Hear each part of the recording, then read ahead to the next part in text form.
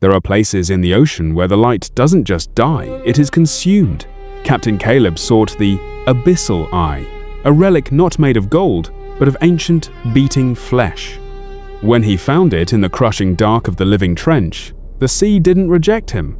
It invited him in. He felt the first twitch of the purple vines beneath his skin, a rhythmic thrumming that matched the heartbeat of the abyss. He didn't find power, he found a master that lives inside his own veins. The transformation began with the wood.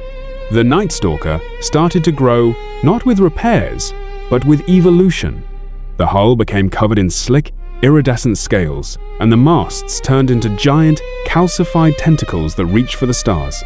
The ship was no longer a vessel. It was a predator, breathing through the vents in its deck. We weren't sailing on the water. We were riding on the back of a beast that was slowly waking up. We don't fire iron anymore. The abyssal eye demands a different kind of toll. Our cannons are now moors of jagged bone, launching spheres of concentrated caustic bile that dissolves wood and bone alike.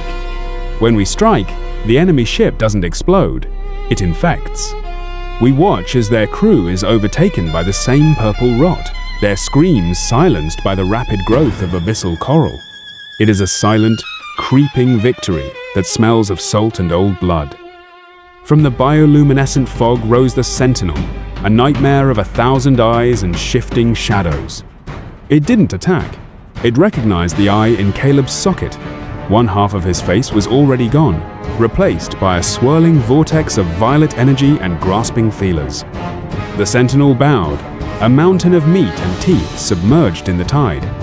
We realized then that the ocean wasn't a map to be conquered, but a body, and we were the parasites invited to the feast. The curse is a hunger that never sleeps. I saw my brothers change. Their eyes turned into glowing embers of indigo, and their fingers fused into sharp obsidian claws. We stopped eating bread and wine. We fed on the essence of the deep. The ship provides everything, as long as we give it our humanity in return. We are becoming the very ghosts we used to fear, bound to the abyssal eye by threads of living nerve and glowing silk. The water around us is no longer salt and waves. It is a network of glowing blue veins that stretch across the seafloor for miles. Caleb stands at the helm, his hand fused to the wheel by pulsating purple sinews. He can feel every fish that swims and every wreck that sinks within the eye's reach. He isn't a captain, he is a nerve ending of the ocean itself, a sovereign of a kingdom made of teeth and bioluminescence. The eye demanded the last of him. Caleb felt his memories being replaced by the vast, cold thoughts of the trench. He saw the birth of the world through a violet lens. His human eye saw the storm, but his abyssal eye saw the truth that everything returns to the silt in the end. He let the purple scales cover his heart, feeling the warmth of the deep take the place of his breath. He was finally home, in a place where no light could ever hurt him again. The ship began to sink, but there was no panic.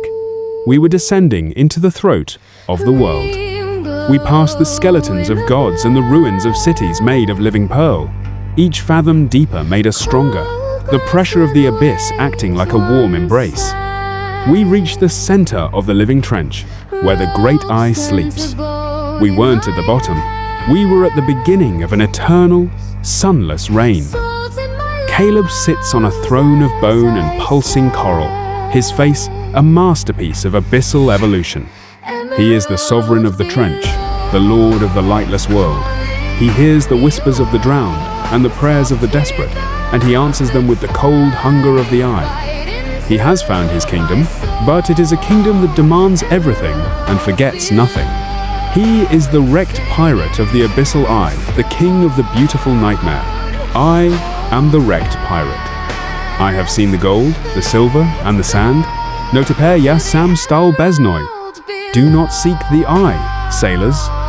The deep doesn't want your gold.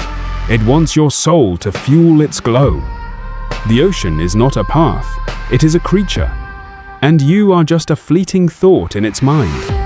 I am the light in your dark. I am the pulse in your blood.